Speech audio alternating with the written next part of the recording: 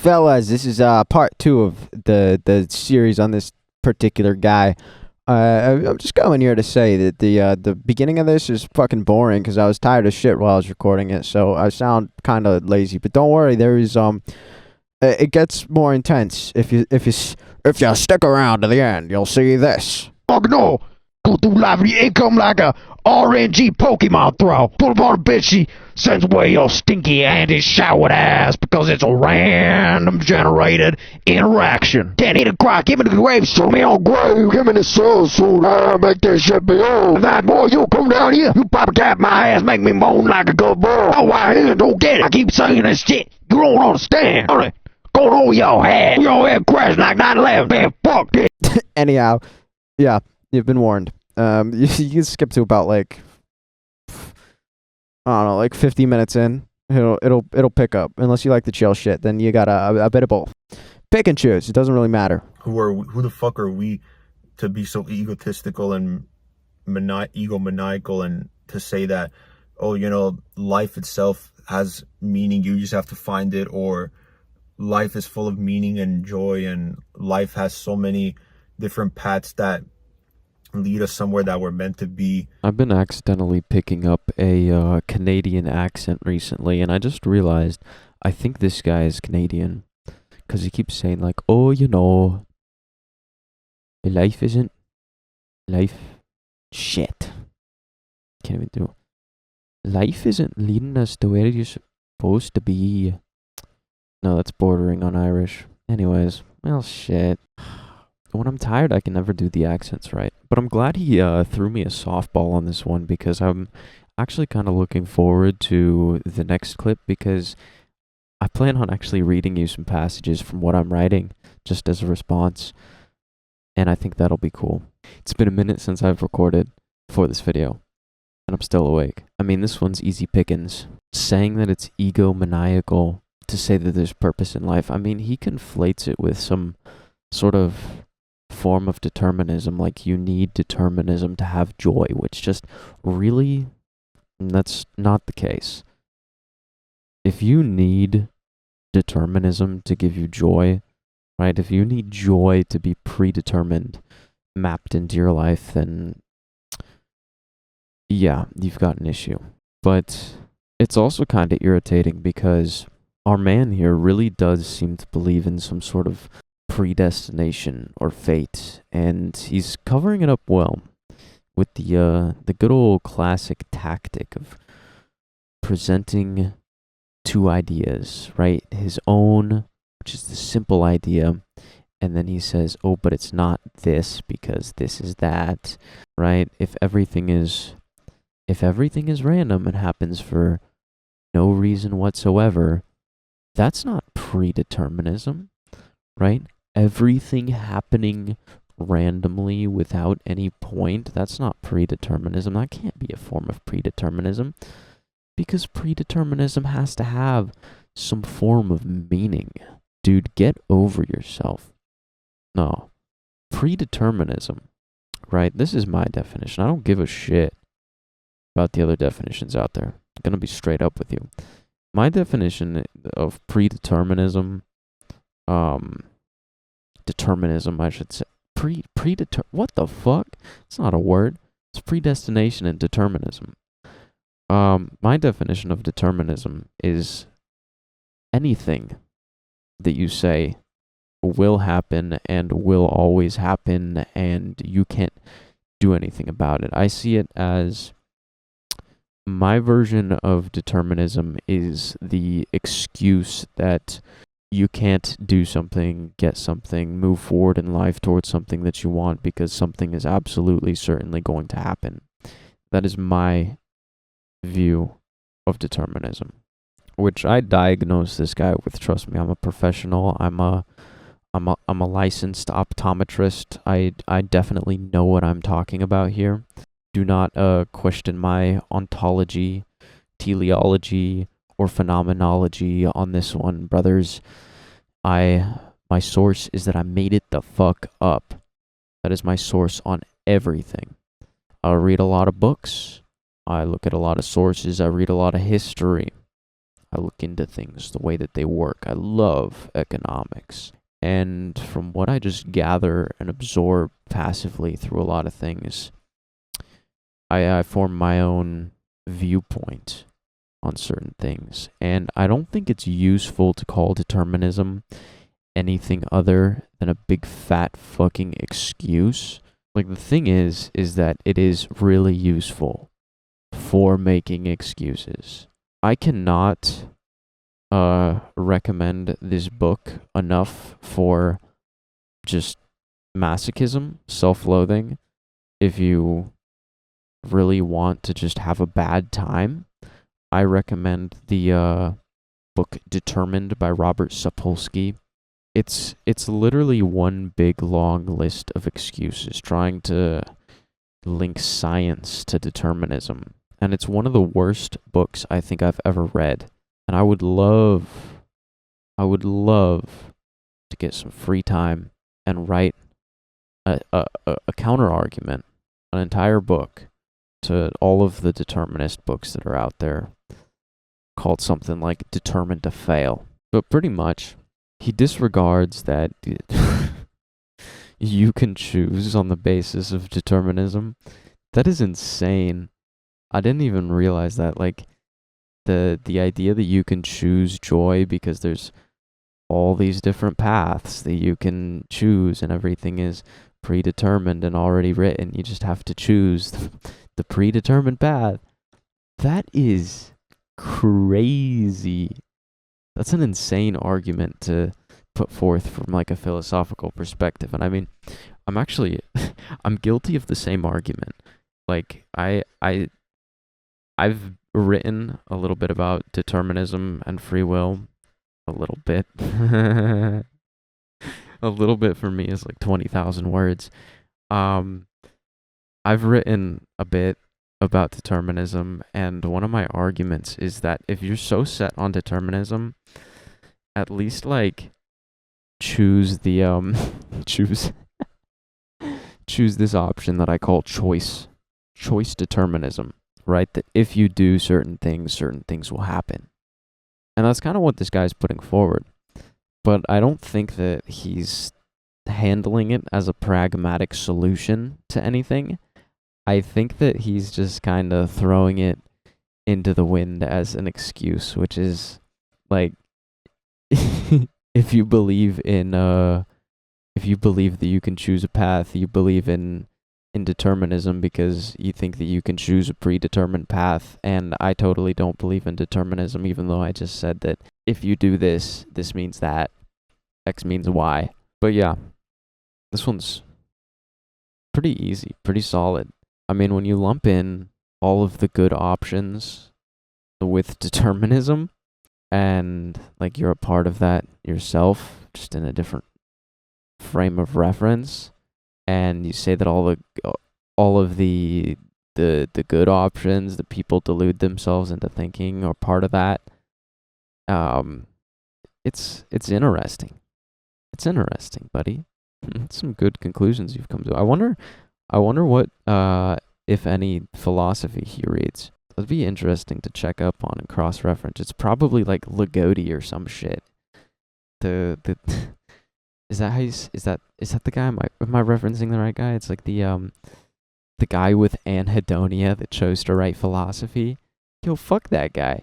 Nobody wants to hear about the life philosophy of a dude with anhedonia, the inability to experience pleasure. Like, of course it's gonna be the worst fucking philosophy of all time. You know, it probably is Lagodi, because he's also into antinatalism. But especially the egomaniacal angle is bold. That is bold. That is such a wow. I don't really the guy who's saying, no, you guys all have it wrong. All of you guys have it wrong. We're actually all the same. Trust me, bro. Come down here and stand on my level. We're all equal, bro.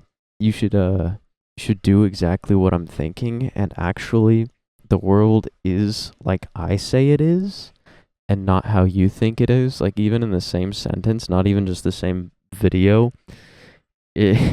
You're delusional if you think that there is a better path. You can't have that. I don't understand how people can think that that's a possibility. Dude, these other people that you don't believe in, they are living proof to the opposite of your philosophy. They're not sitting there pretending to be joyous and happy about the things that happen in their life. They're just well-adjusted adults that know how to cope with shit. And because they know how to cope with shit, it doesn't affect them as much as it affects you. And on top of that, they have the capability to experience more joy in life because shit just is not affecting them, right? They get that intake of pain, they get that kick in the ass, and it still registers as the same amount, but the amount of like pleasure, the payoff from getting that kick in the ass, it also stays the same amount. But the perception of both of them, right? When you're not constantly feeling that kick in the ass like you just broke your spine, instead it's more like a uncomfortable tap. You're not left screaming in pain all the time. You have moments to sit there and reflect and observe life and those better moments. I mean, one thing you can do to test this out is start exercising. If you start exercising, it'll be shitty. Shitty for like the first 3 days. This is how quick it goes. Like, this guy might be able to save his entire perception in the span of 4 to 5 days if he does this correctly. You start exercising, you push yourself hard, get a personal trainer to keep you accountable. And notice that on that 3rd, 4th, 5th day, you don't notice the strain anymore. It's more, even if it's like an irritation, it doesn't register. So what happens when you're done with the exercise? You get the release of endorphins, you get the extra energy, you get the self-confidence boost and all these different things. But the difference is that you stop being super fucking sore all the time. You're not gassing out and wheezing and in pain. And then you get to experience that payoff with a lot less mental pain, the same amount of physical pain, same amount of physical expenditure, but you're in the net positives. This guy just does not believe that that's possible. And, I mean, there's the possibility also that with such conditioning, he could just still deny it. Because this guy is, he's clinging onto this philosophy for sure. But is it really more egomaniacal to say that people who think that there's the possibility of joy in life and who pursue that, those are the egomaniacal ones and not the person that is trying to tell everybody that life is literally a hellscape. Everything is random. Nothing happens for a reason. Oh, and by the way, nothing happening for a reason, that is a fantastic excuse because, for one, your failures don't happen for a reason, and you get off scot-free with that, but the downside is the invisible trade-off that people in this mindset don't typically register. Usually, I might say that I think that's a bold statement that I can make, is that your successes also don't happen for a reason. You know that whole purpose concept? I don't think he's actually said purpose a single time in this video, but I think that should be a self-evident factor to this argument, is purpose. Like, you remove the ability for purpose when you quite literally get rid of the reason for anything happening, good or otherwise, right? The responsibility for what is happening. You don't get the payoff when you succeed also, right? Then it was just luck. And because it was just luck, your pattern recognition just gets fried.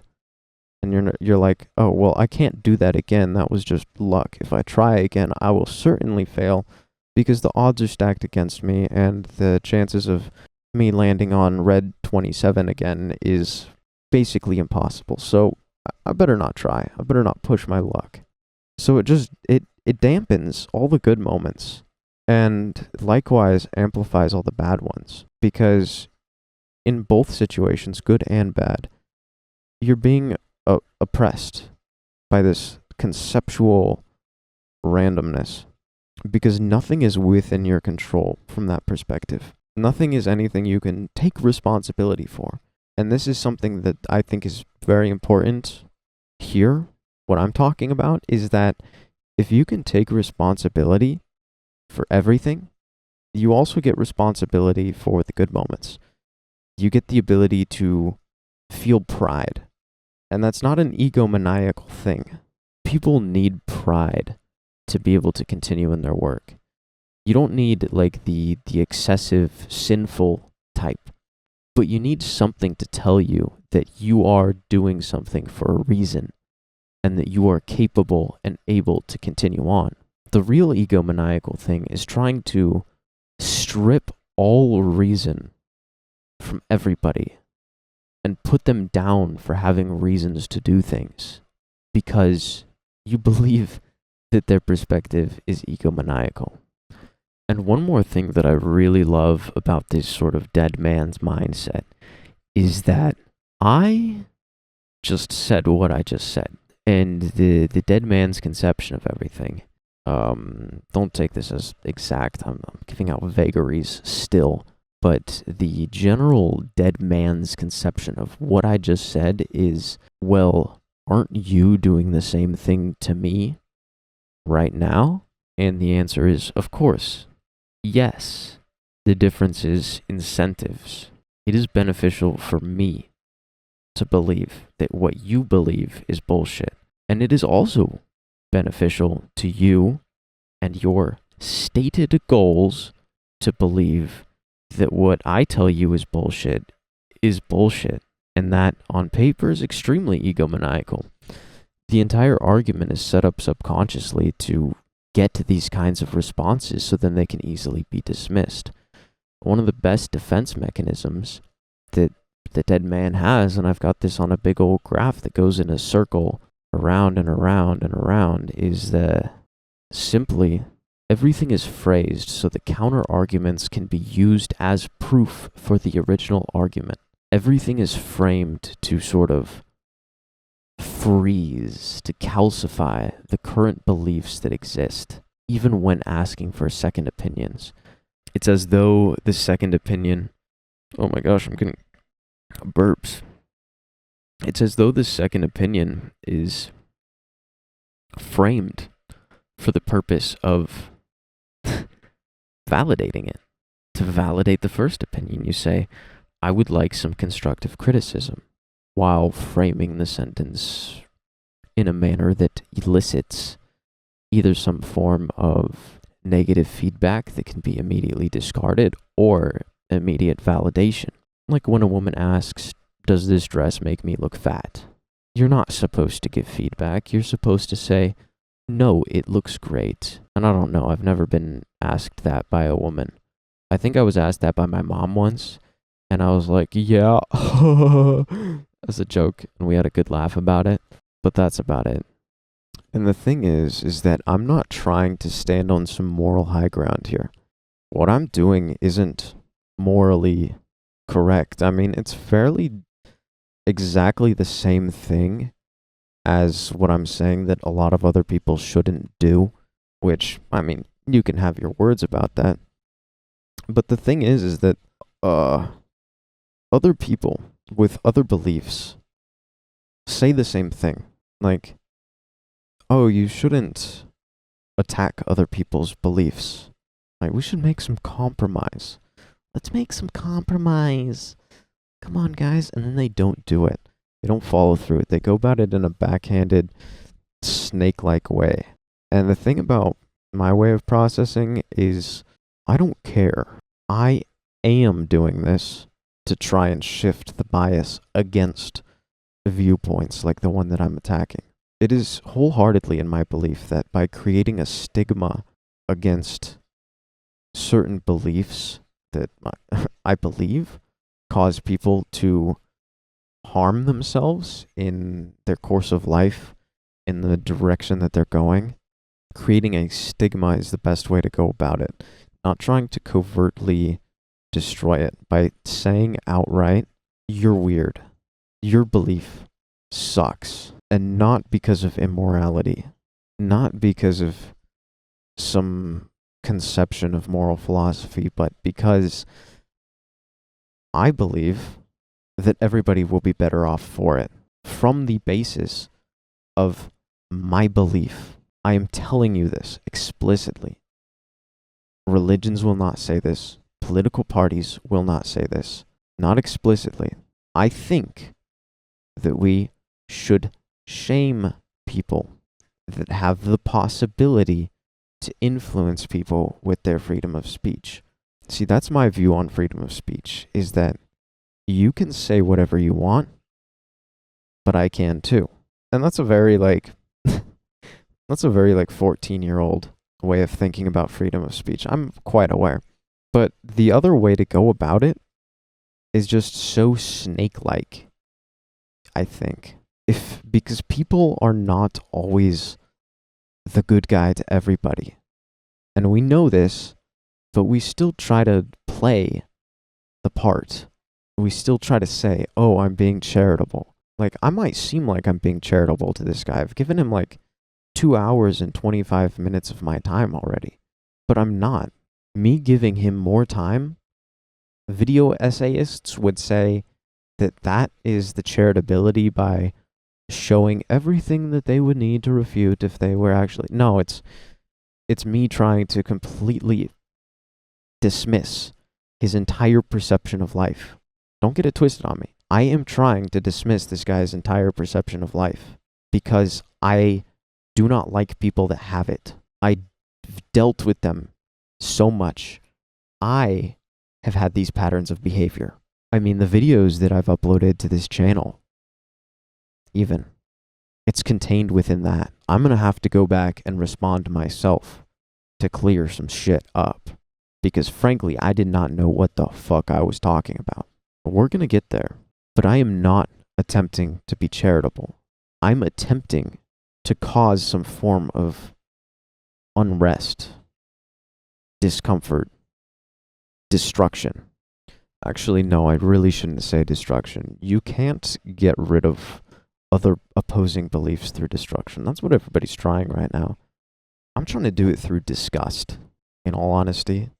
Like, the lengths that these people go to formulate their arguments, I personally find it to be disgusting, a waste of time, a waste of energy that they could be using to just live, to leave people the fuck alone and get on with their lives. I don't believe that you can have good things with a completely blemishless record by everybody's standards. I believe, in terms of national defense, I think deterrence and overwhelming force are the best options. Because overall, it doesn't look good at first, but if you compare the statistics between the two, it has less casualties overall on average. Except, in one case, you can't prove that there would be more casualties if diplomacy was carried out further. In the other case, you can just say that overwhelming force would have caused more casualties, right? In one case, you have the benefit of hindsight. When you're given the benefit of the doubt all the time, people stop trusting you. And frankly, I have given the benefit of the doubt to people for far too long. I think a lot of us have, and we're kind of sick of this shit. Those that will change, and those that won't. That's unfortunate. But we are at a time period where a lot of people are going to ruin their lives through their perceptions. I see a shift. I'm seeing a shift towards more positive outlooks on life, less indulgence from my own generation, and I'm hoping from the next one as well. I'm hoping that they will try to compete with us on that front. I have a lot of hope there for Generation Alpha. I don't think they're going to like being called iPad babies, and I think they're going to revolt against that a little bit. But again, the reason they're going to revolt against it is because they're going to be disgusted by the idea. There's going to be a stigma around it. That's what's going to cause them to do anything if they do. But I do see the shift, and unfortunately, a lot of people are going to get left behind, and they're going to try to drag down as many people with them as they can. I don't care if I can't prove that. I've seen it happen on a slower scale, and I've seen what happens when people like this get really desperate. They quite literally destroy the relationships with everybody in their lives and the relationships between those people in their lives. At least attempt to. And it's something that is so visceral to me that I am willing to make the assumption. I just thought that you guys should know that for transparency's sake. Because I am trying to be transparent, but it is a bit difficult. Even with this runtime, there's a lot that I can't touch on. So hopefully I'm planning on doing more videos in the future to try to cover all the bases, but I don't think it's ever going to be in one single video. I don't think it can be. I mean, you're going to have to wait for the book for that one. And I just got to remind you, again, is that I'm not trying... The framing of this is not that the dead man... I'm not going to do air quotes anymore, I'm just going to say that outright. It's not that the dead man is explicitly manipulative. It's quite the opposite, really. It is that the perceptions that they have of the world enables them to create this feedback loop that creates this behavior that elicits this sort of interaction with the world. I've got these 3 big C's that I've got on one of my charts, and I don't call them the big C's, but they just all happen to be C's, which is choice, circumstance, and certainty, and those are paired, respectively, with experience, perception, and belief. This is kind of the way in which these ideas get calcified and then reinforce each other. And it goes along the lines that belief and certainty of something creates the perception of circumstances, influencing the choices that shape our experiences. And all it takes is one choice to create the circumstance we perceive to be certain and calcify our beliefs. If you never actually take the second opinion into account, you're left with a feedback loop for whatever entered into it. And good things don't often create feedback loops. Negative things very, very often do. You know, nothing is meant to be. Nothing is laid out for us. You know, it's not like we're born in this world and there's just a certain order of events that are going to happen no matter what to us and around us that we cannot control, and it's all meant to be, and it was all written down, and it's all part of a script. You know, none of that is real. Everything that happens in this world, no matter how coincidental you think it might be, is just all random, and it makes no sense. You know, there's no explanation for almost anything that happens in this world. I mean, how do you explain human behavior? I mean, we can barely explain anything about ourselves. We can barely explain anything about how human behavior is and how humans act. You know, none of this shit exists. You know, you know how I said that people will like block things from their own view? They will consciously allow themselves to be ignorant of certain things to avoid certain pieces of information that invalidate their worldview. Oh shit, my alarm is going off. Well, this is certainly one of those cases. Because if we understand human behavior to any extent whatsoever, then his worldview is basically invalidated. Because humans behave in a way as though they have purpose, as though they're striving towards something, and if they're not, they usually act as if they need to be, as if they want to be, or in this case, as though they're deflecting that, deferring that. They would like for somebody else to do it on their behalf. Very, very cool, very nice. Another little caveat I'm going to put in there is that the responses that I'm giving currently are not going to be totally like on point. Right? If you've gotten to this point, you're gonna notice not everything that I'm going to say here is going to be completely accurate, sharp, concise, witty. A lot of this is honestly, I'm trying to verbalize a lot of the things that I've written down.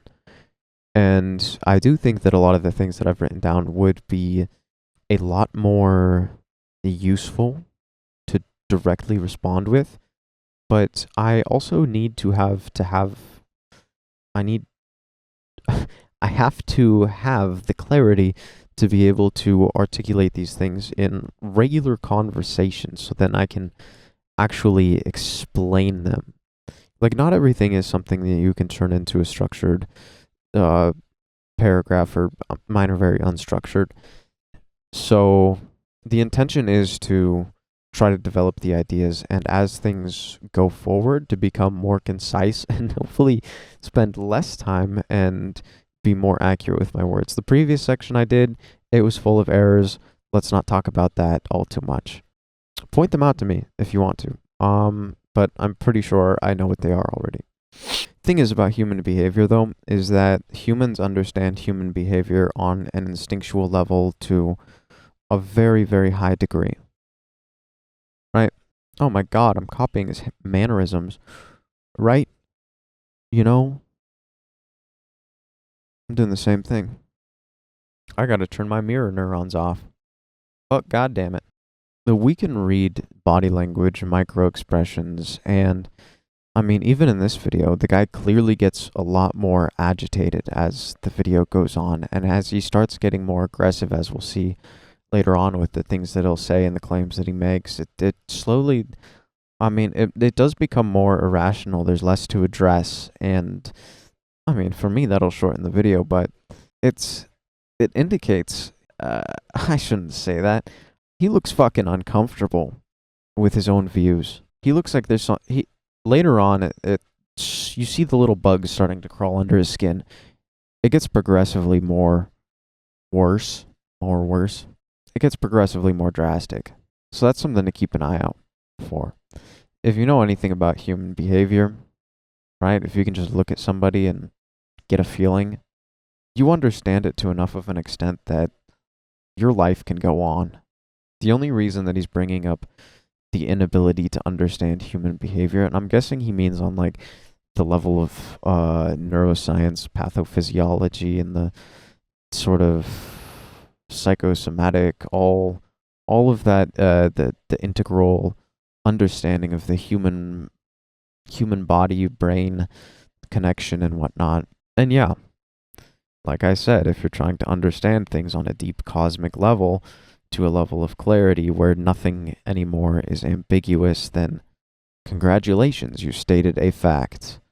A useless fact, but a fact nonetheless. One that he can use clearly to deflect the fact that we understand human behavior.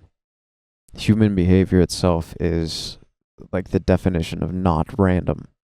All life, in fact, is the least random thing that you can imagine. Actually, no, we can't say least random because that's his attack. He thinks that determinism is bullshit, which I agree on him, but he also says that the only way that you can have a positive outlook on the world is through determinism, right? The only way that you can find meaning in life is through determinism, which is also bullshit. And later on, it's this conflation between determinism and the ability to assign meaning to things that we're doing that really rustles his jimmies.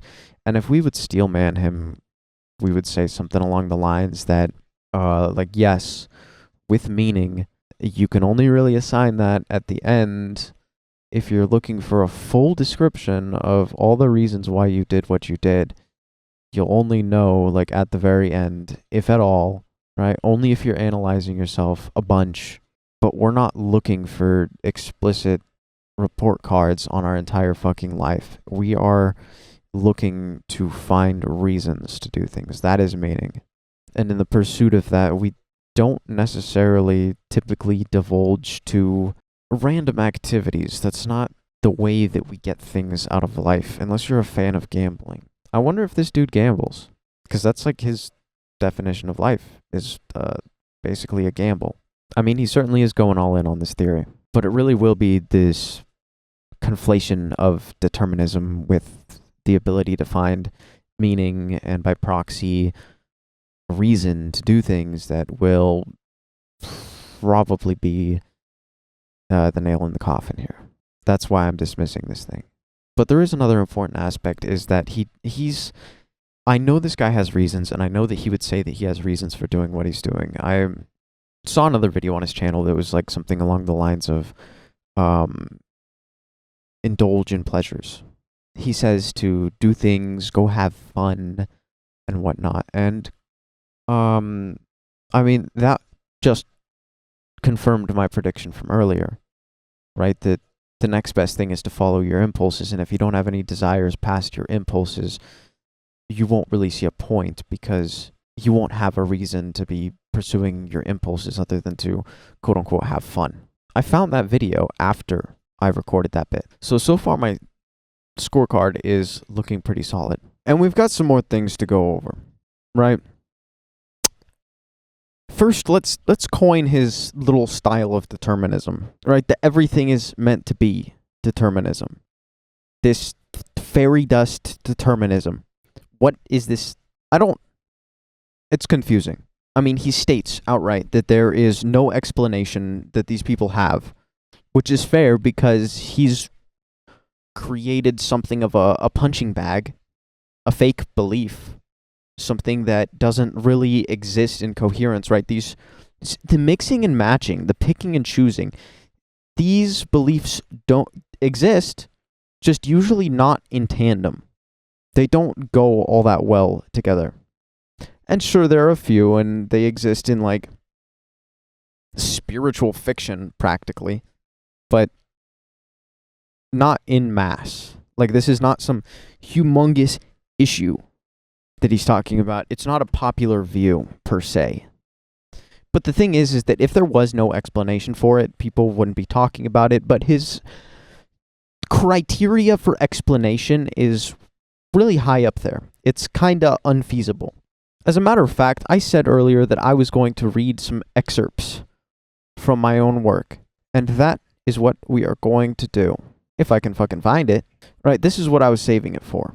Was the idea that things can be known to this extent. The false belief that we cannot know something, and therefore I can use it as an excuse to not really be able to know it, even though I know it to an extent that can allow me to function and be happy and go along with things in society and everyday life and not have a mental breakdown when I'm expected to have a conversation in public or whatever. Here's what I wrote, and this is really fucking old. This is from when I actually started. I said, not everything that can be known will be known. Everything worth knowing can be known. I know this because nothing that can't be known is worth knowing, if only for the reason that the truly unknown will stay that way, meaning it can't be known, and would simply be an infernal waste of time to try and know what can't. That's what I wrote. Basically, in response, in preparation for this exact type of argument, is that level of detail that you're demanding, that level of certainty, it just, yeah, it doesn't exist. And he used that card against us. But really, it was just his own belief. We'll get to that later. But if somebody has an explanation that works for them, they don't need infinite cosmic data points and proofs with a court order attached. If you need Big Brother to sanction and tell you to believe in the proof for something, then what are you doing? Do you even want freedom? I'm fairly convinced that people feel oppressed by freedom in today's day and age because they can do so much of detriment to themselves, and they realize that, and they kind of don't want freedom. They just want the illusion of it. But unfortunately, humans have kind of always had the freedom that they fear in themselves, right? The freedom to act and know that actions have consequences. It's fantastic. But they have an explanation. Even the few fringe cases that believe in this particular flavor of determinism, they have an explanation that works for them. And you know what? I think that they are insane, but as long as they keep their cool, honestly, respect to them, because that is difficult to maintain composure in those situations. So they do have an explanation. It's just not one that he likes. It's not his explanation. And he says, like, I'm not sure if he said it already or if it's in the later clip, but he says, I just don't understand why people can think this way. And I have a whole nother section basically predicated on this idea that people will say, I don't understand as a substitute for I don't approve, right? Because if he can set that bar of cosmic knowledge, we might say, and then state that it is not reached by the proof that he has given, then he can say, I don't understand it instead of I don't approve, and then he can't really be justified for not knowing what he's going up against, so to speak. Which, yeah, okay, buddy retard. That's great, right? It's this idea of just being just smart enough to stay ignorant. Furthermore, did I say this already? But his explanation is that it's all random. He also has an explanation with no proof. Possibly less proof. Because at least with determinism of any kind, you can say, well, one event led to another, led to another, led to another. With randomness, You can't even try to predict things. You can only really look retrospectively, saying that, oh, in hindsight, this random event made this random outcome, and go down that chain. And randomizing it also gives you the ability to reinterpret things in your own memory and say that, no, actually this event went this way because I remember it. What was that shit that they kept saying in Dune over and over, like, in relation to the plot line? Like, it's a feint within a feint within a feint within a feint within a feint. Yeah, this guy's hiding all of this shit from himself. Or maybe he's not. Maybe he knows what he's doing, just straight up. But that's very unlikely. What's more likely is he just found a rationalization that led him to this point, and he just decided, yeah, fuck it, I'll go with it. It works. I can believe that no one should have kids. Why? Well, don't ask him that. He hasn't figured that out yet. Not really. Besides the fact that he wants to pursue his impulses and not a desire, we might say. Purpose, sorry. Impulses and desires, as we've stated them here in the video. And again, framing a dichotomy. Somehow, there are only two possible worldviews in his situation. His and this other one that makes no fucking sense, the fairy dust determinism. Almost nobody has that perspective, and especially not with a positive angle. Like, most people who go about waving the flag of determinism often do so with a viewpoint that aligns with his, right? The kind of billiard balls mentality. Like, one circumstance leads to another, leads to another, leads to another, leads to another. And we all have this in our beliefs to some extent. Let's be honest. Like, if I say actions have consequences, I'm saying that some things are determined on a certain level. I just really don't believe in the scientific level of cosmic proof for these events that a lot of people do. I look at each one of them as more of a skill, or a shortcoming, you might say, where you can hone your skill, you can try to get good things, and it's very difficult, but you'll eventually probably get better at it over time, and there will be times when it's very random and it's a hit or miss, and there'll be times where you can reliably do the same thing over and over until it's not, right? We kind of don't have either, because the extremes of both of them, well, first of all, they can't exist without each other, right? Just as the concept of syntax, but that's not a good explanation. But randomness and determinism, they really, really go together. And that's where you get that sort of quantum superpositioning, where if I take a step forward, there's a high probability that my foot will land on the ground, but there's a small probability that somebody will kick out my other foot from underneath me, and instead my head will fall on the ground. But just because of the possibility for that RNG, like, I'm not going to sweat it, because I've got other sensors that can warn me about things. And if shit happens, but not in the sense that things were meant to be, right? Meant, meaning, again, in another form, it was meant to be implies some sort of greater God, right? Like he says, that it was written.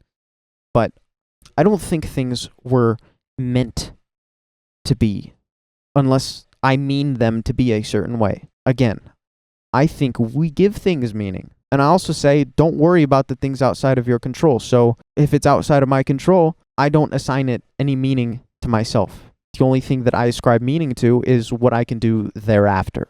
But for the most part, determinists do think everything is left to circumstance, which is exactly what this fella thinks. Except he calls it randomness. Randomness, circumstance, whatever. He still believes that things can only go one way. And if he really believes that, and they don't go that one way, then he has a reason to complain. He has a reason why things aren't as they should be. He just uses this meant to be as some sort of framing for the fairy dust determinism. Because in bad situations, in tragedies, people don't say, oh, this was meant to be. Usually, they're not ecstatic about their tragedies. They just tend to get over things more quickly, maybe look for the silver lining, or not even look for the silver lining, because a lot of like, if your dad got in a car crash and died, you wouldn't say it was meant to be, unless you didn't like him. But most people aren't going to try to find the silver lining in that. The silver lining that they're going to find is in their choices going forward and how much they let that affect the way that they live. It's a good way of turning, like, the possibility of cascading ensuing situations that are likely to be negative into better ones, like ones that you would prefer. It's the realizing that your mindset is stuck in a bad place and is very likely to repeat itself just because of all of its constant focus on this thing. Remember, the loop of God, what was it? Choice, circumstance, certainty. Choice, circumstance, certainty. When you get in a very bad situation, you become very certain about the way things are. And that feeds back into the choices. So sometimes the silver lining is just looking to break that cycle before it can really get stuck in your head and end up fucking with you even more. Because we can affirm the beliefs that will keep us stuck, or we can take that silver lining and evaluate them in a manner that will allow us to create something, right? Instead of losing something. Most of these things involve a loss of something or another. The tragedies of life involve a loss, and you can easily turn one loss into a series of losses that last until you're dead. Another trope is that there's a character who at any point in their life has one big bad event that happens to them, and from that point on, they become a miserable little freak, a fucking goblin, and they just have bad things happen to them over and over and over because they're always moping about and never trying to fix anything. And usually they get the better happy ending where somebody comes along and gets them to snap out of it, or they have a breaking point moment where they're like, I need to get my shit together. But really, the dead man can come along at any time and snatch you away. And you can't blame him because he is you. He is your mindset. He is your outlook, your perspective, your beliefs. Just in a manner that will take you in a very sedentary trundle towards your grave without really doing anything. And then you arrive there and you're bitter and sad, and then you trip and fall into the grave and you get buried and nobody comes to the funeral. A tale as old as time. How many billions of people were on this planet? A lot. How many do you remember? Very few. How many do you think weren't even remembered past their death? Probably a lot. Many such cases.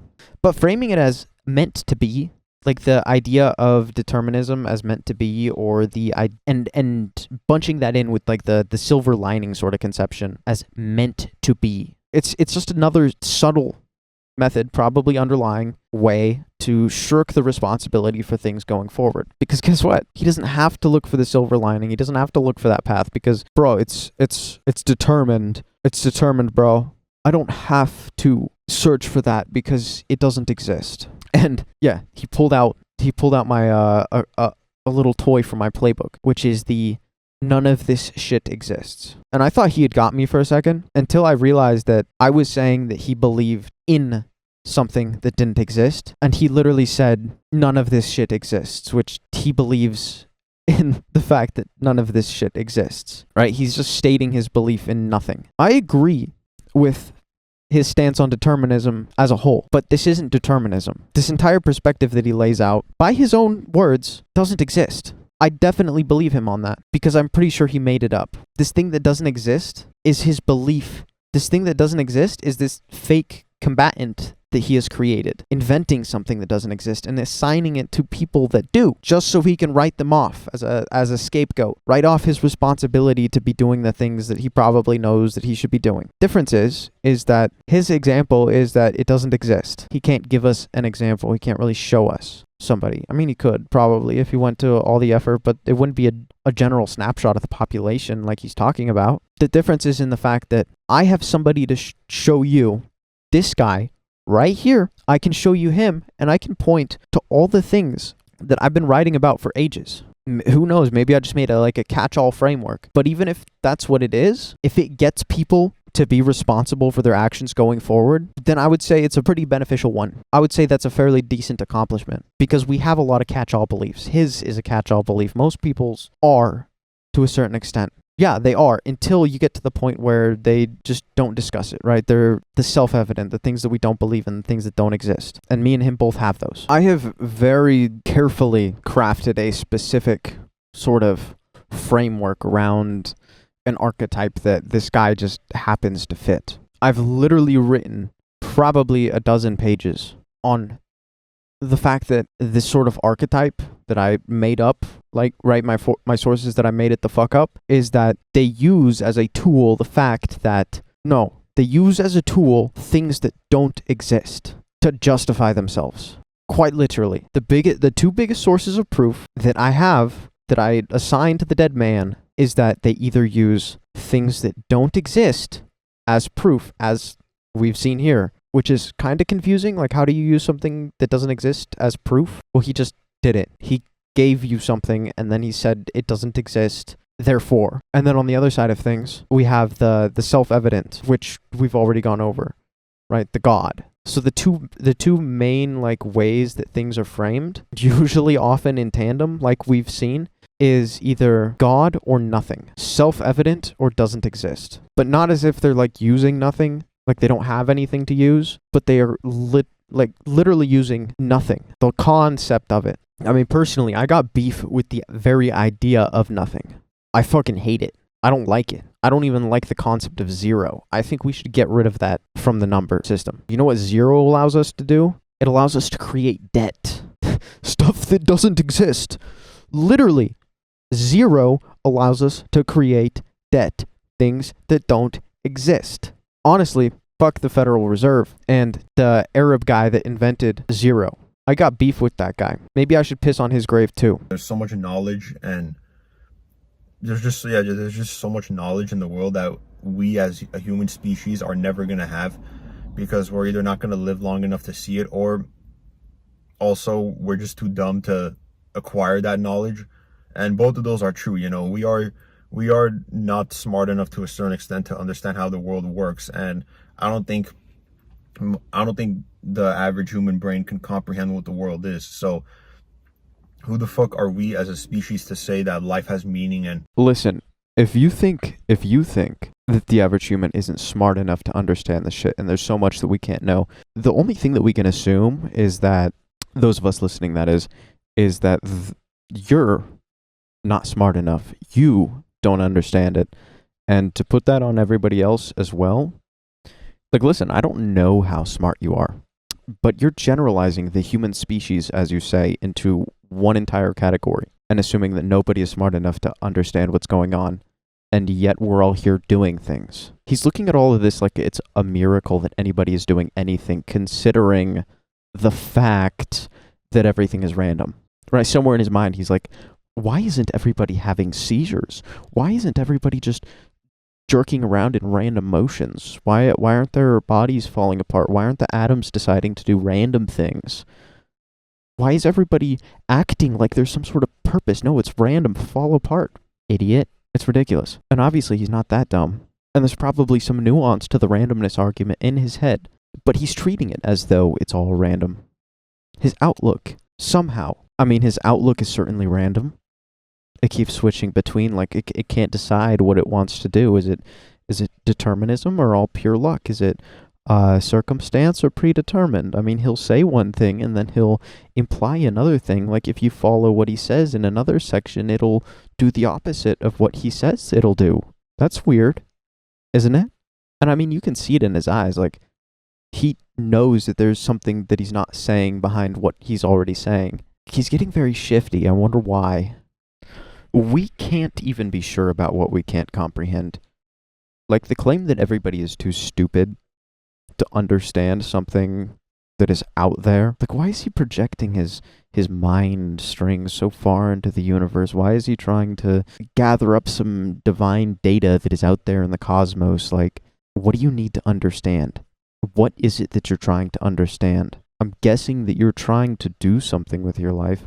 Obviously, like, you're trying to maximize pleasure, so what is it that you need to understand?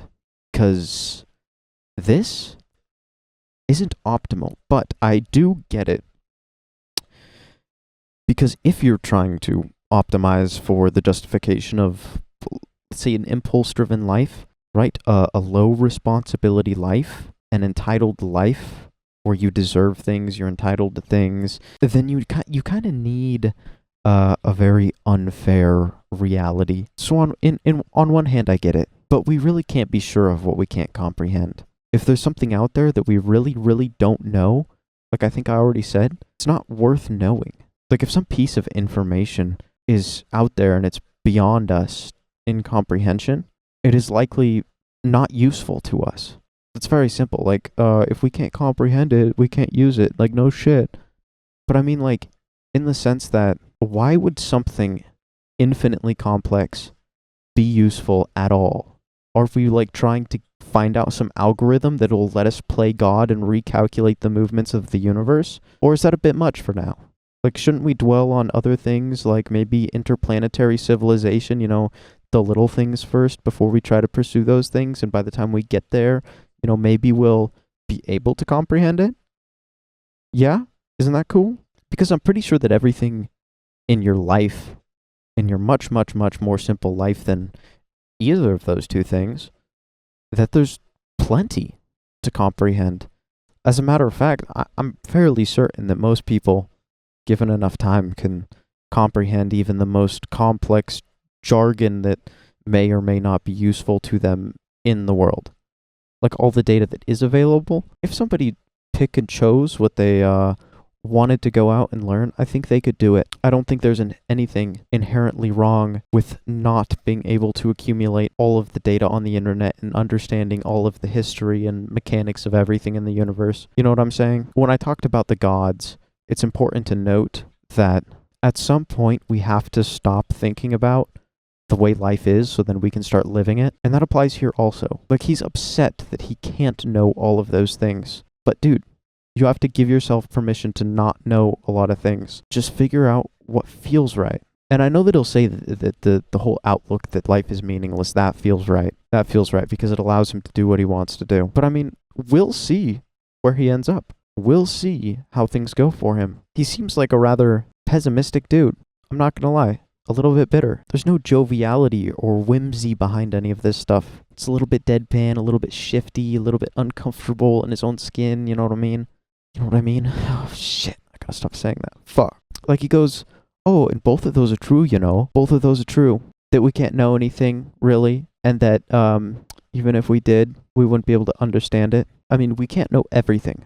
There's always going to be a gap between our knowledge of what we can know and what we know. Like, people in the caveman age couldn't have understood the concept of a telephone, of radio waves. It wasn't within their knowledge of knowledge. But mark my words, we're also going to get to a point in history where everything that they know then, we can't even comprehend now. Like, if we tried to jump to that point in history and start where they are in terms of gaining knowledge, we wouldn't be able to do it. We'd have missed too much time in between. There'd be missing context. And they're already trying to study and research and find the next thing. They're almost at a breakthrough with their black hole generators. Who fucking knows? But that gap between what we know that we can know, that will always be there. Like if I sit here and I say, I know about calculus, I know that it exists, I know that I can go and find the resources to learn it. In fact, I've probably tried to do that a couple of times, but I don't know calculus. I couldn't teach it to you. I can't demonstrate it. I can't really use it for anything. You see, that gap, if I let that bother me, then everything is going to bother me. We're allowing ourselves to like be unreconciled with things like that, getting depressed over the fact that I don't know calculus, but I know of calculus, and I know of a lot of other things that I don't know. If I really let myself get worked up over things like that, then we're going to have some real issues. Because I know that I'll die, but I don't know of dying. I don't know what dying is like. I mean, he seems very certain about death. But nobody knows what death really means for anybody. We only have our best guesses. Especially if he's on his like, oh, everything's random bullshit. That, oh, we really don't know anything. If he's on that bullshit, then what does death mean? Why is it so important to you? Why do you think that's an escape? What if you suddenly die and get sucked into the void and your entire existence just turns into one high-pitched, like, rattling pain? What then? And the only thing you can feel is absolute bitter regret and a single memory of a human life that you gave up. Like, I mean, that's just as plausible as an escape. What, you think death is going to be fun? You think that the whatever is after there is going to just be a pleasant experience? Think the absence of your life in your consciousness is just going to be some fucking fairy tale. If we can't be certain of anything, if we can't know anything, why assume that? Why? Why would you assume that? That's not a good place to stop. It's not a pleasant place to stop. It's certainly not a fun place to stop. I mean, just the more you downplay the human race and its intelligence and ability to comprehend and understand things with absolutely no higher metric to judge it by, like the only thing that we can assume is that you're less smart. Because I see plenty of capable human beings. I see plenty of people that demonstrate an ability to understand the surroundings in a way that is obviously benefiting them and the people around them, bringing in more joy and pleasure to things, helping out, creating cultivated environments for general life. Like, obviously, if you can't do that, if you can't experience the whole, like, cohesion with reality thing, if you're just, like, moping about, the only thing I get to assume about you is that you're too stupid to do it. Like, are you? I guess. One thing I told myself ages ago is that if I'm not smart enough to find ways to be happy, if I'm not smart enough to find purpose in life, then I'm really probably not smart. I'm probably fucking stupid. And since then, it's taken a lot of work, a lot of writing. It's taken a lot of reflection and research and really asking myself things, questioning things, reframing my mind, putting myself into different experiences, but I've been able to do it. I mean, I convinced myself ages ago that I can convince myself of anything. So the mindset from that was, if I can convince myself of anything, why not convince myself that the world is a great place and it's worth living in and I have purpose in whatever I'm doing and that I can always do more and that those things, pursuing more, that actually gives me, a sense of meaning. And wow, it worked. It was difficult. It is difficult. It'll be difficult. And the version of anybody that's willing to mope about and devalue everything is not going to like the amount of work that it's going to take. But still, the resilience that you get from putting yourself in those situations, like we said before, that will make it almost unnoticeable. So easy. It'll be so easy. There's so many contradictions in all the shit that he says, and most of it is just in the basis of, there's so many contradictions in what he's saying, and it's not even on the basis of his words. His words make sense. If you're just listening from the outside looking in, his words make sense.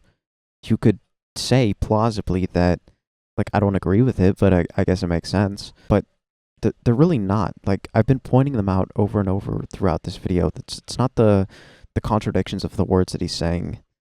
Those are pretty much meaningless. Contradictions in words, don't worry about it. Again, I think I said this.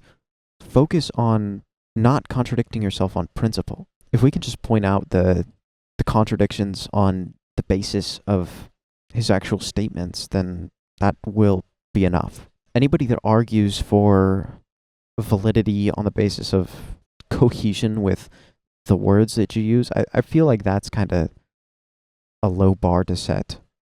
That's the bar that politicians use because they can reframe anything to mean anything. And it is suboptimal. We know how that goes.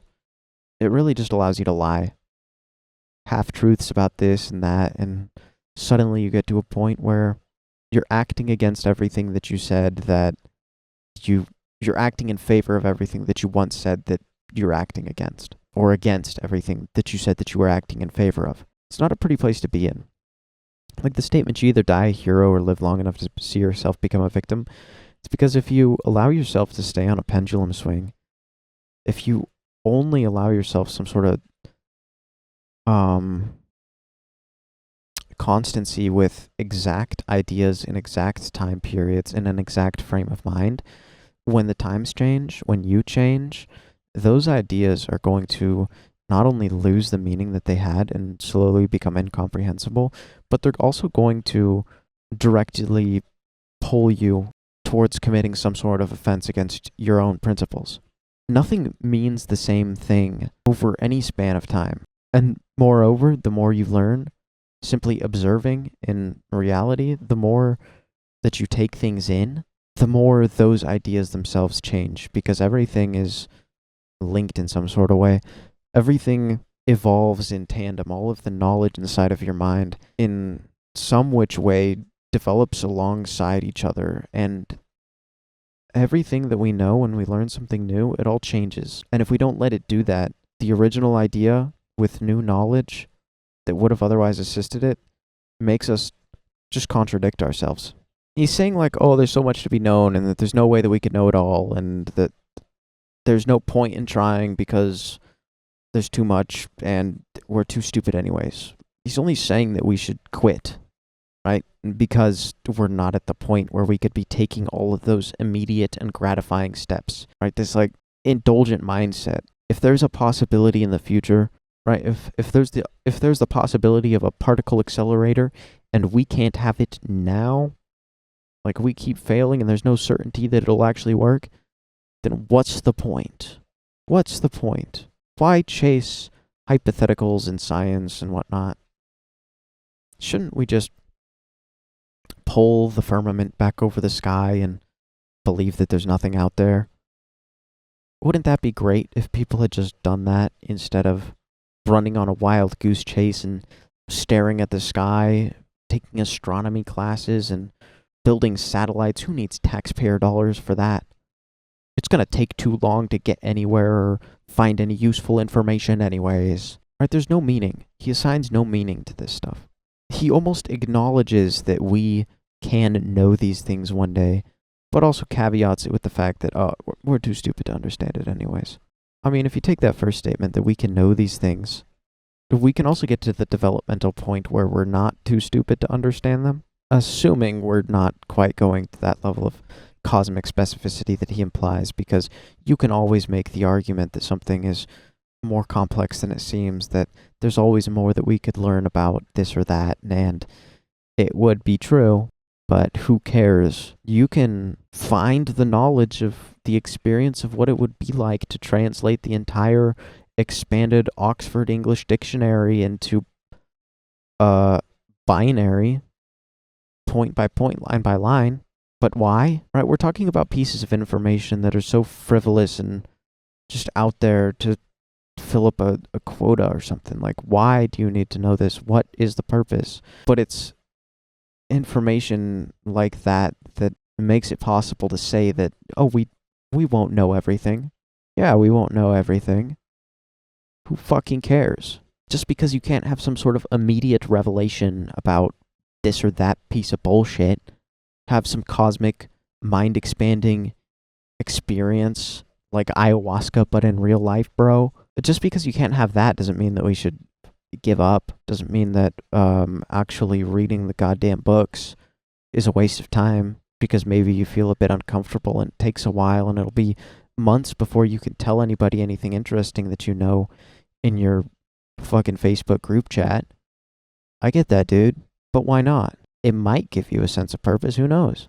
The only thing you got to do there is try, have some sort of faith in the fact that eventually you'll have an experience that'll change your perceptions about the world. But I mean, immediate gratification things aside, if we run this whole situation back, like saying, oh, there's a cosmic level of understanding that could be attained, but we might be too stupid to understand it. Either way, if we run it back saying like, we can't do that, we cannot do that now, but all of the things that we can be working on in the societal or individual level, if we run it back to that, the point which we cannot start at becomes suddenly the point for this pointless activity.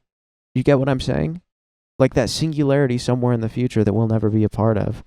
That requires us to work on something that seems pointless right now. And if you put so much importance on those singularity events, let's just call them, later in the future, then you have to put importance in the meaningless tasks now that are perceived as meaningless because we don't get to experience that thing someday in the future.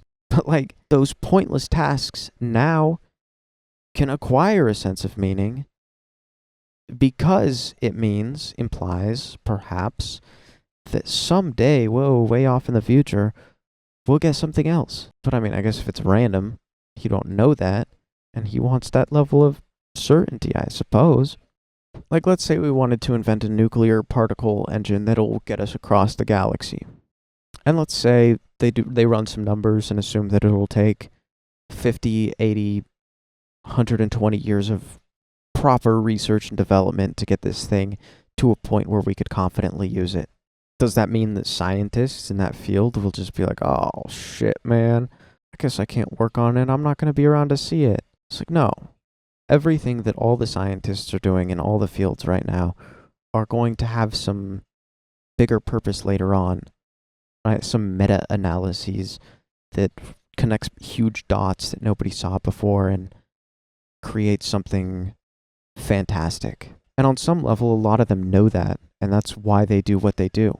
It's known for a long time that discoveries made by scientists usually are not often useful until after they've died, because other fields have advanced and suddenly there's a use for what they discovered. I mean, a lot of us can assume that our lives are the same way, right? Even if we feel like we're not doing anything that is grandly useful on a cosmic scale, right? We think that we're insignificant in comparison to the scale and grandeur of the universe. It's fine, because we're here, and that means we have to be here, and that our actions, good or bad, will influence the universe in some way.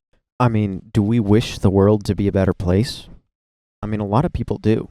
And especially the ones that are incredibly nihilistic. Usually that's the justification for why they're nihilistic, or just pessimistic, fatalistic, deterministic, any of those.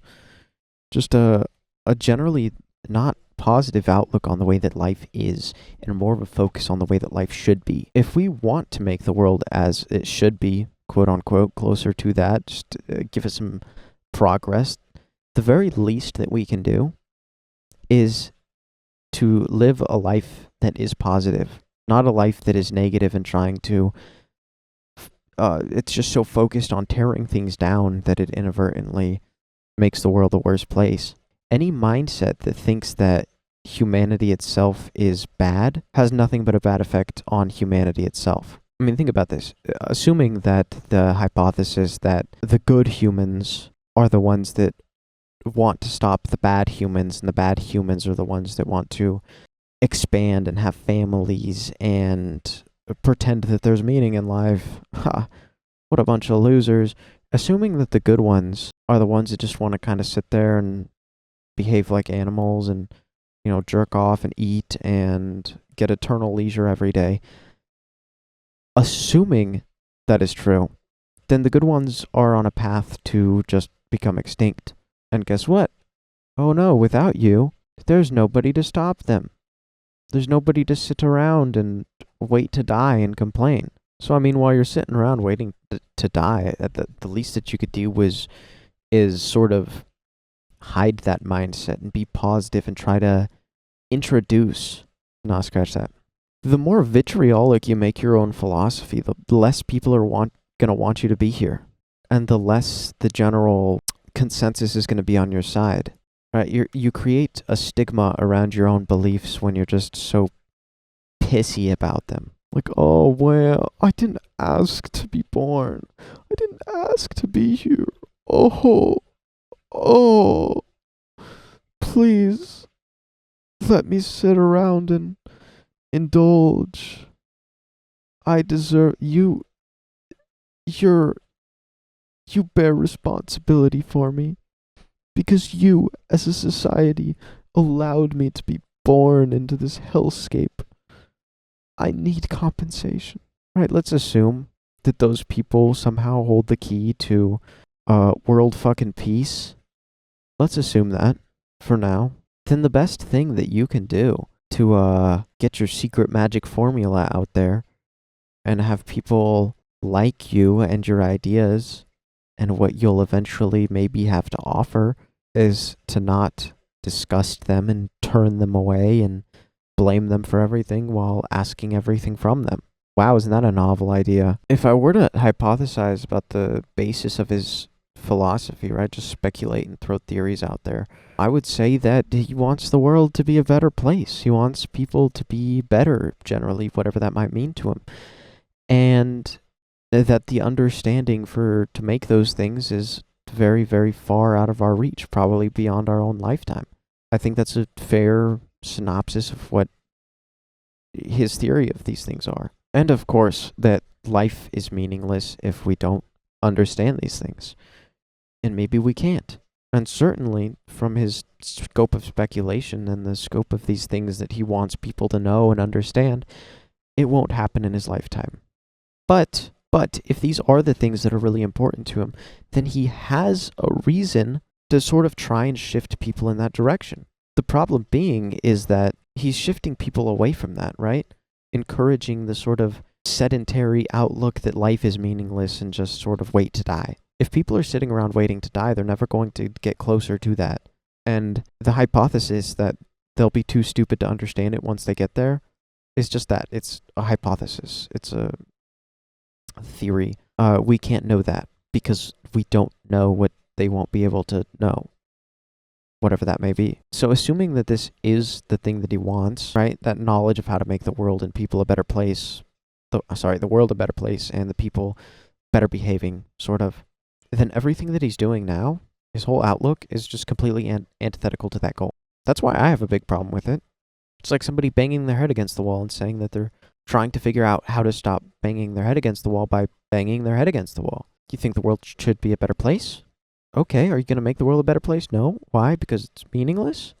But everything is random? What, you think that there's no purpose to try to make the world a better place, to try to find meaning in things, to try to strive at all? What about that? Isn't there some sort of meaning in that? Why not try to figure it out? What's there to lose if you're correct? Time that you could spend on indulgence? I mean, fair enough, but then why not switch your philosophy to indulgence? Because if you were really willing to, if you really wanted to make the world a better place, make sure that the people were better, you'd be willing to gamble all of that on the basis of finding some sort of meaning, on trying to figure it out, on just doing whatever you can to get there. I mean, really, it's a philosophy of like entitlement and indulgence that's masquerading behind a moralizing and obfuscated front. There's nothing really bad with the underlying philosophy because the people there acknowledge it and then we can contend with them in a way that makes sense to us. But when they try to hide it, when they try to moralize about it, when they just muddy the waters and say that everybody should be thinking like them, then it becomes an issue. Then we start having problems because we have to deal with people like this on a day-to-day basis. And if we're having trouble navigating our lives, then we begin to have problems, me and you, so to speak. And then, oh no, the world becomes a worse place because there's more conflict. That's against your philosophy, isn't it? Okay, then shut up. Yay! His entire argument for the fact that life is meaningless is based on the idea that, right, the covert idea, the front. It's based on the idea that life is meaningless if we cannot know everything. It's like a variant of the desire for a very certain outcome, right? I need to know the outcome. Usually, like, the dead man wants some sort of certainty with the added bonus of the eternal affairs in their favor, right? It's going to be certain, and things are going to work out really well for you. Doesn't that sound nice? It's like a picking and choosing, but not quite realizing what they're asking for. You know, he's wanting things that are desirable because they're temporary, because they're rare. But he wants them forever and for everyone. You see the issue? Like, and on top of that, he wants those things with the feeling that they bring because they're rare and temporary. He wants that feeling to accompany it forever. A grand, massive scale of wanting one's cake and eating it too. It's like the idea like, oh, I want the eternal orgasm, please. And also to never get bored of it, right? Just remove the eternal, just remove the idea of the hedonic treadmill from existence, please. I don't want that with my order. I don't want to adjust to the infinite bliss. Keep giving it to me and have it scale forever. I don't want to get bored of it. The ironic part is that... fuck. Ironically, what he wants is probably the exact opposite of what he believes in. Right? He wants there to be... I'm assuming he would want there to be meaning, or for things to not be random. Right? He would at least... I think it's safe to assume that in his head, the idea that these things would be nice in the world, if true, like big if true type of deal, I think he's vibing with that on a certain level. He's got this strange mindset that I call faith in the dead God, where it's like you believe in something just to not believe in it. It's like the idea that things generally would be a certain and preferable way if some idea God existed. And then they sort of choose to believe in the world that has the absence of that thing, right? They say, oh, the ability for humans to be better isn't there, right? The ability to be better by some certain standard, that capability does not exist. Why? What's the proof for that? Who knows? It's like, and then if this magic pill existed to give them the ability, that would be cool, but that also doesn't exist, right? It's not there. But the idea that the idea and that idea of a magic pill of some sort that could change things if it existed, the world associated with that, right? Like, I'm going to choose to believe in the universe where all these things exist together, but I'm just going to hold on to the quality and the state of the world, which is bad, because the magic pill disappeared. Uh-oh.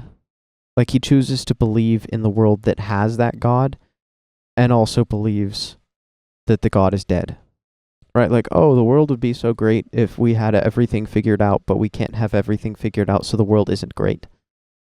You know what do you understand what I'm saying here?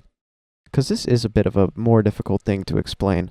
I have trouble explaining it to myself even sometimes. Right, one example that I remind myself of is that atheists believe in the absence of God, but it's really kind of funny because they go out of their way to prove that God doesn't exist, but in so doing, they're proving that they believe in the idea of a God and that they just have to disprove him on some level, right? They have to, and not like in the literal terms, they have to spend a lot of energy getting rid of the idea of this God in their head. They have to consciously go out of their way to fill that God-shaped hole in their void with something else. And yeah, fill it with whatever you want, but a lot of people end up filling that, what you might call the God-shaped hole, with trying to prove that something doesn't exist, right? Their God is dead. Their God is the fact that their God is dead, right? They need to spend their time trying to prove that life is meaningless and random. They would love it if life had meaning and wasn't random, but it's not. So I need to spend time justifying that to myself and finding out how to prove that that is the case, right? I believe in my God. My God is dead. I need to make sure my God is dead. The God is idea. So, and it's really funny, they spend all of their life having faith in trying to prove that a world that they don't like, that makes them miserable, is in fact the world that exists. When it's really just whatever world we choose to see. Whatever we believe in is true. Honestly, whatever you believe in is true. And that's why when you believe that life is meaningless and random, life is meaningless and random. Doesn't that suck? Somebody that believes that life is meaningless and random will have that life, and people will be like, well, why do you believe that? That seems kind of fucking stupid. Doesn't that make you miserable? And then they'll be like, no, it doesn't make me miserable. What do you mean? No, it doesn't make me miserable. But you have people like this that say things like this and end up embarrassing themselves, and then they get upset that they're embarrassing themselves. They get upset at the fact that they can embarrass themselves by saying things like this. And they're like, oh, it's such a shame that more people can't understand my viewpoint because people do understand the viewpoint. They just don't agree with it. They think it's fucking stupid because on some level everybody knows that your viewpoint affects reality, right? Like your mindset affects how you do things. It affects the performance that you bring to certain tasks. Like you need a certain perspective to be able to do certain things. So when you have a perspective like this one, like life is meaningless, then people are like, okay, then what the fuck are you gonna do? It's like they're not even gonna bother asking anything from you because they're like, okay, he's not gonna be able to do anything because it's all meaningless anyways. And furthermore, then he'll just get mad at me for asking anything from him because life is meaningless. So let's just avoid this dude. And he's kind of weird, right? There's no by thinking this, you sort of create an absence for yourself in the social marketplace, right? There's no exchange that can take place besides you taking from them because, right, somebody needs to foot the bill apparently, and it will be someone. So you get this sort of social embarrassment from having a belief like this, and then them getting mad at the fact that they can get embarrassed about this. But doesn't that mean that there is some sort of meaning to fitting in, to having some sort of social cohesion with those around you? Wouldn't it be nice if that existed? Like if you're getting embarrassed about your viewpoints on life, that means that you care on some level. You care enough to be able to make a YouTube video about it and say that, no, life is actually meaningless and random, trust me, guys. Like, caring enough to go out and try to convince people of this thing. Again, everything about this viewpoint just screams like, I should not be doing anything. I shouldn't be sharing my viewpoints because it's all pointless. And yet they do. Because it's not that they actually want this higher sense of purpose and meaning. Right? It's not that they don't believe that exists. It's just that they want it without work. They want it given to them. They want to be able to pursue the indulgence of life, live on the faster side of things, to be able to get the sex and chocolates and whatever else, status. They want it to be equally distributed. You know, universal basic income. Come on, guys. Everybody's equal. Yeah. We're all superstars. You're all special snowflakes. But as it stands right now, they can't get a sense of social validation from this viewpoint. Normally, from a lot of normal people, right? A sense of validation that would help them get further in life to get those things that they actually do want, like their indulgences and whatever. So they adopt this this goal in their head that they need to convince other people of this so then they can get those things. So their desire, their want, their actual purpose right now is trying to rid themselves of that social embarrassment, is trying to get the acceptance of people around them. And even if they're doing this incorrectly, like that doesn't matter. The point is that they're trying to get something. They have meaning in their life right now. It's that they want to be socially validated. They want to not be embarrassed by this situation. And that is hard, if not impossible, for most people because we take in the judgment that surrounds us regardless of what we would like, of what we believe that the world should be like. I mean, if this guy sees this video, he's going to have some feelings about it. And if he listens to this particular clip, his first instinct's going to be like, no, dude, I don't care, whatever. Fuck, piss off. And then from hearing that clip, he'll have something else to say. And then if I say something else, he'll find another excuse. And then if I somehow predict and combat that, he'll find another excuse. It just keeps going on and on. But the point is that he just doesn't want to be embarrassed by his viewpoints. And he'll probably go to any lengths to do that. And brother, if you're listening, the easiest way to do that is silence. If you really believe what you say that you do, then shut up. I personally believe that life has meaning. And I believe that people need to know that to have meaning. You probably need to know that if you want it to have meaning. I mean, because I believe in meaning, it makes sense for me to be out here yapping so much. For you, not really. I mean, please, for the love of God, if everything's meaningless, stop fucking moralizing about it. Just be honest about the fact that you want to indulge in getting social validation. I mean, in that case, then you probably wouldn't be able to from this corner of the internet. I want people to believe this. I think people fucking suck if they don't. I think people fucking suck if they are miserable and have miserable viewpoints and say that they want one thing and pursue the other and you can't really read them. I think that people like that fucking suck. I want to know if people think the same thing. I'm on here for some sort of social validation on some level. I mean, I can make excuses for all the other reasons why I'm doing it, but it's a fact that that's among those reasons. But I mean, I know that you can't really say your true intentions and still get what you want, but I think that people would respect you a whole lot more if you just said what you honestly wanted. Please, if life is meaningless, don't fucking moralize, because that's meaningless also. And then people's lives become more miserable. And I mean, I guess if that's meaningless, then it doesn't matter to you. But it matters to me, so, I mean, I can make fun of you. I think you're fucking stupid, man. I think you are. I think you should log off. Actually, you know what? Make some unhinged rant about it. Do it. Then I'll make fun of you. Again. I'll bully you. I'll say so much bullshit and jargon that you couldn't possibly find the time to respond to it all. And then if you respond with something shorter or dismissive, then I'll also make fun of you. Alright, there's really no way that you can win, and really, in the end, why would you get mad? It's all meaningless. Why would you respond? It's all meaningless. On the same hand, why wouldn't you? It's all meaningless. Dig yourself deeper. Run away. Do anything. It's all meaningless, right? Or maybe just believe in meaning. If it's all meaningless, you might as well. Because you could make some improvements by believing in meaning. Even if it's all meaningless, you can still do a little bit of something. Fuck. Everything that happens is meant to be. I mean, do you really think other animals and creatures do this? No, hell no. They don't believe in these stupid philosophies and these stupid beliefs that have no evidence behind them and have no proof at all. I mean, you've got no fucking evidence. You've got no proof at all. Especially by your standards, Jesus Christ. Like, it's worse by any standard that you measure by. I can find many reasons for the fact that life has meaning, but for you to prove that it's meaningless, you have to disprove a source that says that there is meaning. You have to cite that. You have to give validity to the definitions just to disprove them.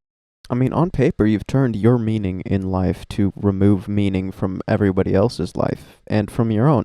If I say the meaning of life is to go outside and have a walk, to look at the clouds, you have to sit there and be like, actually, no, that's a random event. That's a totally random event. You didn't choose to do that. It was an impulse to go outside that not everybody has, bro. Not everybody will get meaning from that. Not everybody's gonna have a sense of wonder and joy and whimsy by looking at the clouds and generally having a good time. That's just not how it works, dude. That's just a random event. Don't you know that the structure of the universe just doesn't give a shit? Like, that's not meaning. That's just something to do. And he'll define it by so many other different things than meaning, but inevitably he just gives it a definition, a meaning. You know, one that's less appealing than the one I have, which makes him miserable, doubly miserable about the fact that somebody else has a positive meaning associated with whatever the fuck they're doing. I mean, I could go outside and look at a flower and I'd be like, wow, that's so beautiful. That's crazy. Everything that happened to get this flower right here, that's a pretty long and interesting journey. There's a lot of history there. There's a lot of fun stuff there. There's a lot of things I could do with that flower. Fuck, I could kill it if I wanted to. And I mean, he could categorize that all as random. He could look at the flower and be like, the fact that this is here is just completely random. And then guess what? Everything that he associates with flowers, thus going forward, is just random. Nothing. There's nothing else to consider after that. All you have is a bleak, gray view on life. Like, oh, it's just random. Okay, then what? Now you can't even consider flowers. If you do, it's random. Oh, okay. Well, fuck. Alright, I guess. Even if every single consideration of the flowers, its history, its place, its meaning, its construction, its visual appeal, if it's all random, okay, whatever. It still has meaning. I don't give a shit. It still has meaning. I mean, we've got two forms of copium here. I say it's meaning. It's got meaning because I look at it, I feel some sort of way, and I'm like, yeah, that's neat. It has a purpose here. Its purpose is to give me a funny feeling. That's what. I could take this flower and I could do a bunch of funny things with it. I could stick it in my pocket, walk downtown. I mean, I could get a big ass sunflower and glue it to my chest and pretend like it's sitting in my pocket, right? That'd be funny. People would look at me weird. and they'd have a story to tell. Is that random? I mean, it seems pretty random on paper, but nothing is really random. I could take that flower, I could walk through a populated area, and I could give it to some random person, and they might be confused, but I just gave them a memory, right? Because that almost never happens. That'd be pretty fun. Somebody would be like, well, what's the meaning of that? I could even say, hey, it's random. That's why I did it. It's random. It breaks up the flow of things. But I mean, for me, considering something as random is considering things as breaking up the flow of things, meaning that there's a flow of things, that people have purpose and drive and have places to be and want to go places, and something unexpected happening is out of the blue. Like for me, randomness is additional to whatever's going on. But really, it's just the insertion of somebody else's purpose into another's. Like if I think it'd be funny to give some random person a flower with no explanation, then walk off and leave them with a bunch of questions, that's random to them, but it's not to me, because I clearly have a purpose for doing that. I think it's funny. It's a story I can tell. It's a story they can tell. So in that sense, is it really random? It is for them. It's not for me. And I mean, if we're dealing with multiple perspectives, if we have to consider them, which I think that we have to consider just about everybody's perspective when we're thinking about the structure of the universe, the realities that we live in, because they overlap a lot and we kind of got to deal with each other. If we're considering that, then really nothing is random, because everybody views something in a different way and will give it purpose. I mean, for me, making this video isn't random. For me, it's not meaningless. I've got my intentions. I've got my motivations. There's shit I'm trying to figure out. I'm trying to structure this in a way that makes sense. I mean, not really, not that makes sense, but I'm trying to like make sense out of the things that I'm saying about my interpretations of things. It's not random or meaningless. Just as I think that your video wasn't random or meaningless. I mean, if your video and its original posting didn't give it meaning, which you might consider that it didn't, that video is meaningless. In this context, I just gave it meaning. You're welcome. Like zero proof whatsoever. You know, animals don't do that. They just live, and whatever happens, happens. You know, they're not thinking, oh, you know, I just gave birth to my cub today, and, you know, he got eaten and torn apart by hyenas. You know, that was meant to be. I'm glad that happened. You know, that's not how it is, bro. Animals don't look at life as this blessing or this gift in disguise. You know, none of that is real. You know, something clever I came up with just right now. Fantastic. Still keeping up my cadence, my linguistic. We learn from our mistakes, hence why we learn so much from philosophers. Yeah, just about every philosophy is fucking stupid, but the thing is that it does its best to be comprehensive, and not very many things do that. Very many people put as much autistic or schizophrenic detail into looking at the world as philosophers do. There's just no one that can fucking compete. The real benefits arise, like the real understanding comes from reading one of these philosophers and understanding what their perspective is, and understanding also with that why everything that they're saying is complete and utter bullshit. Philosophers are the best mistakes that our society makes. They're also some of the biggest mistakes that our society makes, but without them we wouldn't realize our mistakes, because we get the outline in such clarity and feedback that entire groups of people just get completely synthesized into a single philosophy, or they get close enough, and it's pretty fucking intense. Like, if you didn't know, in philosophy, people will subscribe to a belief. Quite literally, that's what they call it. Like, they're not given Foucault or some shit like a $20 a month payment. No, that pedophile's dead. But they do basically adopt the entire belief systems of this other person just so then they can put their opinions on top of it. If they even bother to do that.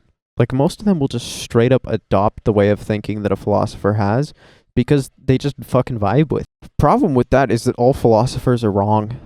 They're all wrong. None of them are correct. If you think like a philosopher did, you're already out of time. Like in the way of the 80s song. You're out of touch. I'm out of time. But I'm out of my head when you're not around. No, that's not the way either. Like, you're philosophically archaic the second you adopt any philosophical system. unless you've written it. Do you know when Kant was actively writing? Do you know when the blank slate, the tabula rasa, they came up with that back when they were still using fucking Latin? The Enlightenment thinkers were full of shit, and still we think it's the greatest thing since sliced bread. Or I should say the air fryer now. Sliced bread is a bit outdated. I mean, who fucking eats sandwiches anymore? Like literally, I think sandwiches are going out of style largely in part due to the air fryer. I haven't seen a peanut butter jelly sandwich in years. Have you noticed that phenomenon? Like, I genuinely have not seen a peanut butter and jelly sandwich in a while anywhere. But the Enlightenment thinkers, they were full of shit. They've been full of shit. We've known that they're full of shit for ages now. I mean, first of all, they were the ones that inspired, like, the French Revolution, right? Put the thinkers in charge of everybody. Yeah, we'll have the most intellectual protect us. And then, you know, they just execute a bunch of people and let the country fall apart. Then eventually hand it over to Napoleon, who was... it was fucking cool, but he was delusional as shit. Dude, what would the world have been like if Waterloo had gone differently? We all love to think about that. And then you get like the precursor to Marx, right? Where Marx had basically the same idea. You know, down with the bourgeoisie. Put us in power. Wait a second. I think Marx was... No, yeah, Marx came after that. Marx came after the French Revolution. And I know this because Hegel influenced Marx. And Hegel was talking... He was like in support of the French Revolution. So there you go. Maybe that's some philosophical origins for that. But like blank slate theory was almost archaic at the time of by the time of Marx. Consider that. Yeah, all philosophy is bullshit. The only reason why we do it is so then we can call it on our bullshit. It gives us a really quick way to think about what we know about the world. Because if somebody goes out of their way to give you a comprehensive analysis and just like straight up to your face tell you this is the meaning of life, this is it. If somebody has the fucking audacity to do that, either you'll agree with them or you'll say, no. And you'll start refuting them point by point, even if just in your head. And the interesting part is that the refutation alone is enough to give you your own insight into yourself. Because once you're presented with the ideas, you can suddenly start evaluating them and creating your own opinions based on those ideas. Like, you want to learn really fast? Read shit you disagree with. You'll be coming up with so many brilliant ideas if you just expose yourself to the stuff that you fucking hate, the people that you disagree with. Don't read philosophy that you'll agree with. You'll forget it all. Read philosophy that you know you vehemently despise. And you know that you will if you just watch a YouTube overview on one of these philosophers. Just then go buy the book, sit down, you'll get 5 sentences in, get pissed, and you'll learn something new about yourself.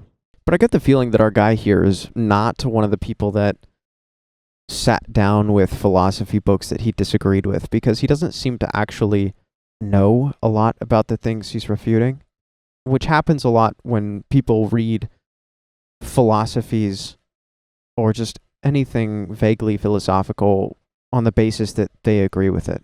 They'll hear something like, and there's like a vague passing reference that, oh, this is bad, and then they'll just take that in, internalize it. Like, this guy clearly does not know what determinism is, like the ideas of destiny and fate and fucking whatever, right? Because if he's looking for something, he says, oh, I have the proof. They don't have proof. I have the proof. If you want proof, like the kind of proof that you're looking for, like scientific proof, here, I'll indulge you. This is not the battlefield you need to be fighting on. If you want scientific proof, you're best going off with determinism. I'm sorry, I have to recommend it to you. Read The Moral Animal, and by the same guy, I think it's called like Non-Zero Somnus, some bullshit like that. Read Sapolsky. Read any of the determinists. They have stacks of evidence. I would say it's bad evidence. I would say it's borderline fraudulent evidence. I mean, Robert Wright, his works are much much better in terms of evidence and a convincing argument. But I mean, he even keeps it vague in the sense that if he believes in determinism or not. So keep that in mind. He's not even entirely too wrong about the thing like, oh, I gave birth to my cub and it got fucking killed by hyenas. I need to be grateful about this. The problem is the way in which he goes about it, because this is something related to Buddhism, where it's just like, you gotta be a stone cold motherfucker to everything goes on in your life. Right? Shit happens, don't care. Mom dies, don't care. Dog dies, don't care. Lost job, don't care. Got chlamydia, don't care. Got HIV, don't care. Gonna die in 3 weeks, don't care. And just face everything like a stone cold bastard to the end. Right? Buddhism, Stoicism, and yeah, fuck. All right, what are some other beliefs that? I mean, to an extent, I believe that you can turn anything into anything can become a turning point. And anything that's a turning point can go in one of two directions, basically, on a spectrum, a slider, a little gradient, percentage line, something of the sorts. But I don't believe that those are good things. I believe that very bad things can fill you with very strong emotions that give you unique opportunities for control over yourself and events that go on in the future.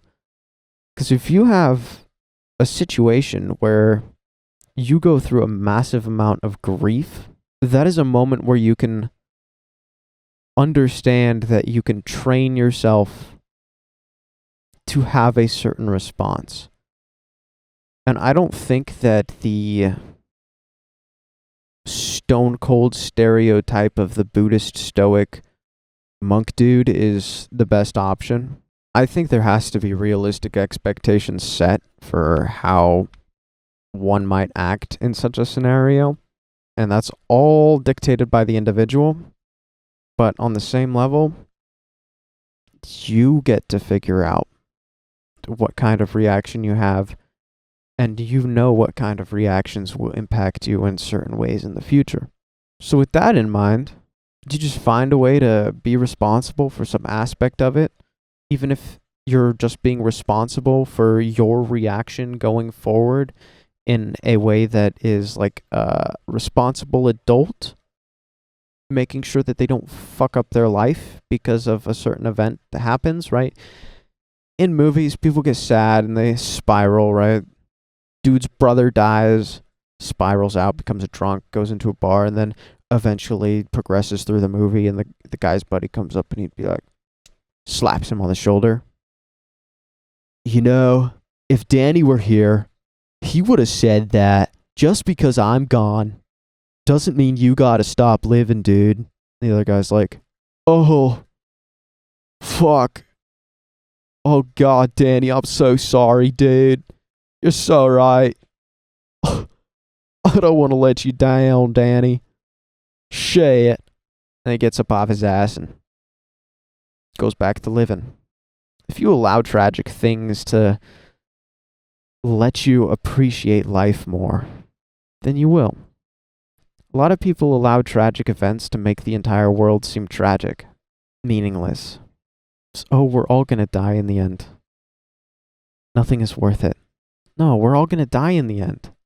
That means everything until then is so much more worth doing because of that absolutely violent understanding that we just unconsensually acquired. But we can choose to see that, or we can choose to hide from it.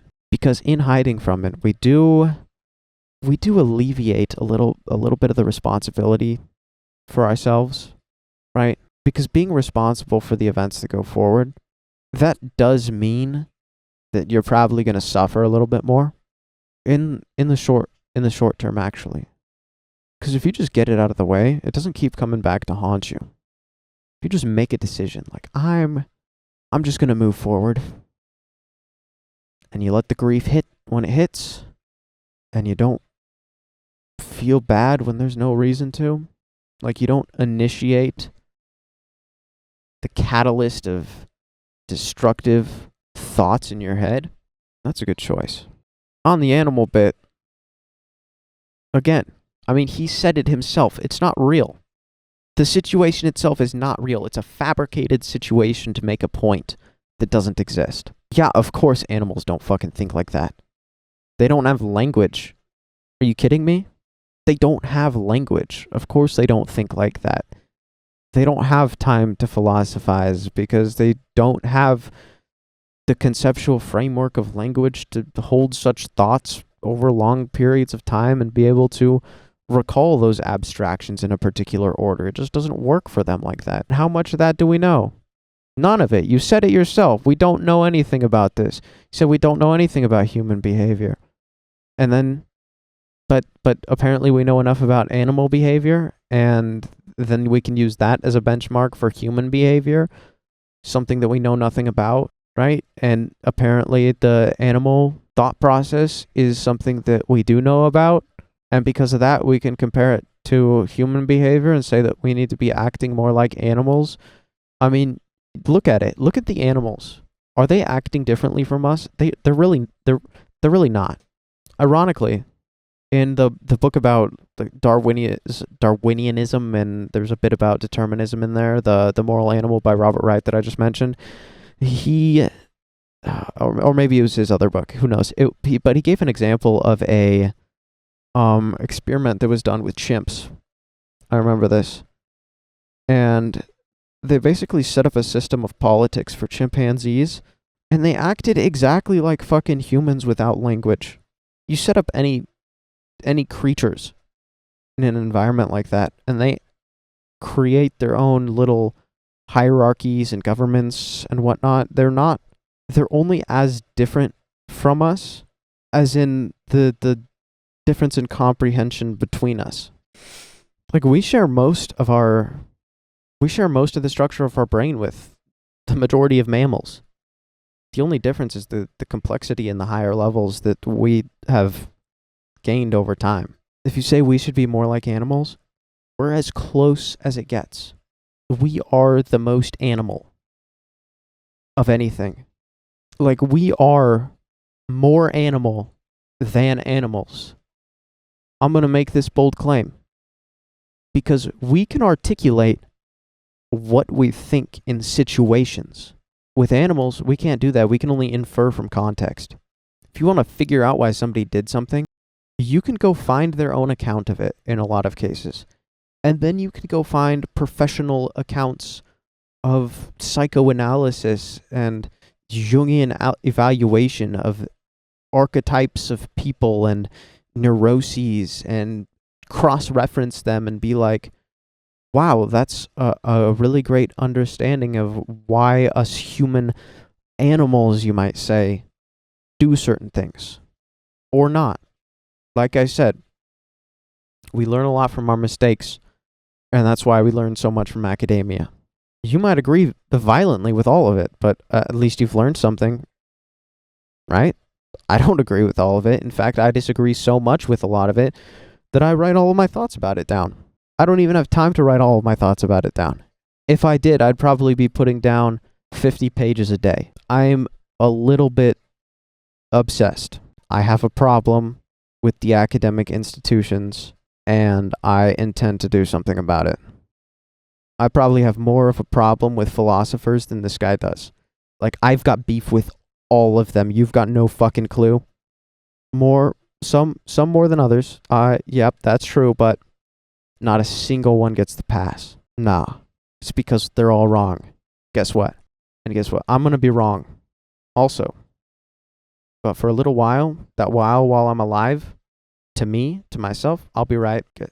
And I will have the satisfaction of knowing that I will reach the level of rightness that most people would never attain ever. Doesn't that sound cool? That's a reason to, that's enough of a reason to go on, do things. If nothing else. I mean, call me retarded, but that's just the thing that sounds the most interesting to me. It's like professional unemployment. I'm sacrificing career opportunities because I want to be a little autistic freak in a library. The thing I can't stand most about this guy, though, is that he does frame his arguments in a way. He's very aware of the counter arguments to what he's going to say. I'm sure he spent quite a bit of time on online forums arguing with people, so he knows the counter arguments that are coming up. So, in a funny sort of sense, he's basically got counter arguments in here already for everything that I'm going to say. And again, I knew that was going to happen. Sorry, you might think I'm playing this foresight type bullshit, but if I really cared, I would pull up the document and there would be a date on it, like last modified, and I could show you before I even found this guy's video ever. It's probably from 6 months ago, where it's like people preemptively structure their interactions with the world in a manner that creates proof for their own system of belief. He's going to say at some point in this video that you create meaning in your life in direct contradiction to everything that he's already said, as if everything he already said is a way to create meaning in your life, and that he isn't talking about that kind of meaning, dude. You just don't get it. But like, hey, I see your bullshit. I see your bullshit. That shit don't work. Do you think you saved yourself? Buddy, you just look like a fucking retard. Like, oh, all these philosophical systems are such bullshit, dude. Anyways, I'm going to recite 2 to 3 different directly opposing philosophical systems, and then I'm going to say that if one group of people is happy and they've got these beliefs, then they're wrong, and if you're like me and you got these beliefs, then you're correct, because you got the right type of this particular belief, and I know that because I agree with you. I agree with what you're saying. You must be right, right, I mean, like it's all true, all these things are true, and the other one, it doesn't exist. You can't, animals don't do that. They don't, animals don't, they don't exist. This life that we're in is not a gift, If life was a gift, why am I not able to return it, When someone gives you a gift, you can return it, but with life, you just can't return it, The only time this life is done is whenever you die and you go to a better world. Yeah, all of these beliefs with no proof.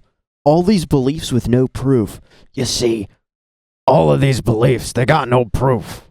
They got no proof. You see, when you die, that's the only time you go to a better world. When you die, you'll go to a better world.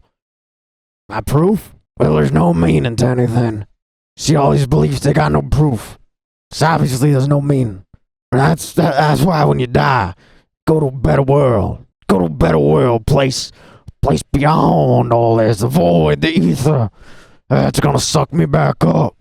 I'm gonna thrive in the nothingness. It's just gonna be cozy. It's gonna be, you don't even know to have it, son. Who needs proof? I know. It's self-evident. I got the message from the stars up above. Oh, praise the Lord. All his contrivances. You don't know half of it, son. You're asking me for proof, and you believe in something when everything's meaning. I define the proof. It's because meaning. There's none of it. You don't got anything on me. They can't even say where your body goes. They don't know what your mind is. Do you know what my mind is? You can't predict your minds. They got nothing on it. Place in the stars. Place up above. No, it's below. Wait, the earth. That's in the middle. Yeah, my place in the middle. You cannot translocate my place. You think? Stop it. No, you can't control nothing. Oh, just happen. You believe the shit just happening.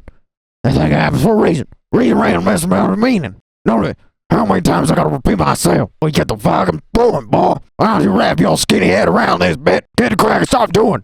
Stop it. We don't need no more of that bullshit. Get the fuck off your ass. Get yourself. Get out. You think you drink water because you're thirsty? No. Random. Every day. Random. Same thing. Random. Patterns. Random. Choices. Random. How'd I get here? Random. Yo, fuck your bitch in your opinion too. On this shit, don't you know no savages? Yeah, we live in a piece of fucking harmony. You think they got gods? You think they know anything out there? You think? Stop it. Random fucking bullshit. Hell landscape on up. Who the fuck know?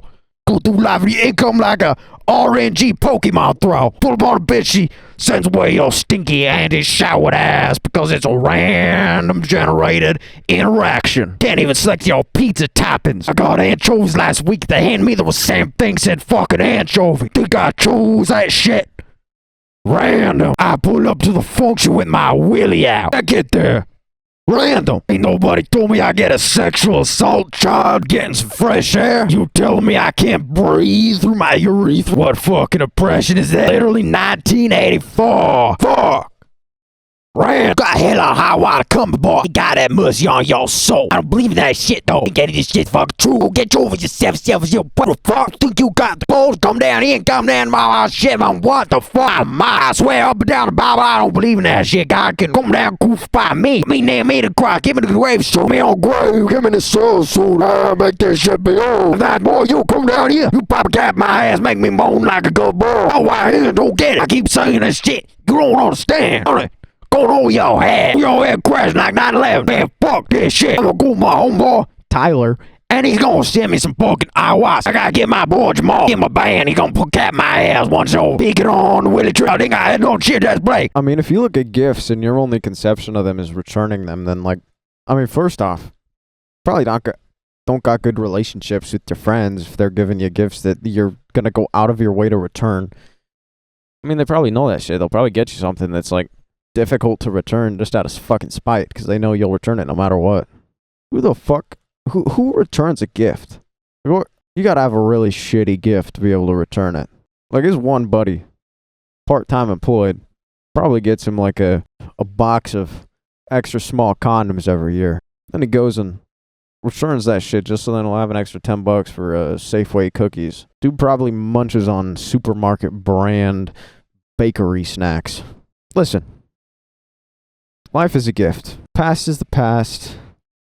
I know, the past is history, the future's a mystery. Right now is a gift. That's why they call it the present. Think about life. It's not about receiving gifts. What, you want to receive? The only thing that you really receive in life is your life. That is the only thing that you receive. The only way that gifts are guaranteed, the only way that acquisition is guaranteed is if you are the one giving it. You have to be, I keep saying this, you have to be willing to give to be able to get anything. You have to be willing to give basically unconditionally. I mean, nothing is really unconditional. You give because you know that the reputation of a giver is very, very high. The reputation of somebody that is generous is somebody that everybody wants to be around. And that is something that we all want to be. Now, you can skew it and say that like, oh, if you just have a bunch of money and then people just want to be around you for your money and then they'll just take things from you. No, you got to be strategic. You got to know what to give. You got to give people what they need, not what they want. See, that's what I like to do here. I give people the information. Come down, you'll pull cap my ass, make me more like, yeah. I give them the information they need, not the information they want. This is what you need to hear. Some unhinged bullshit rant. That's exactly what you need, buddy.